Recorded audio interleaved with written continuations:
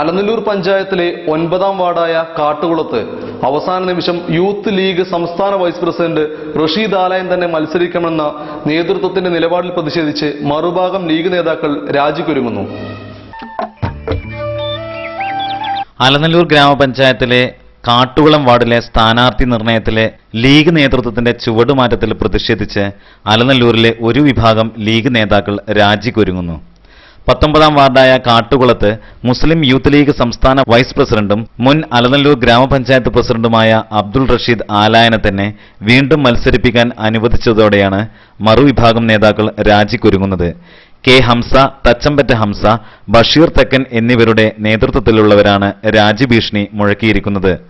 വാർഡിൽ റഷീദ് ആലായനും ബഷീർ തെക്കനുമാണ് ലീഗിൽ നിന്നും രംഗത്തെത്തിയിരുന്നത്.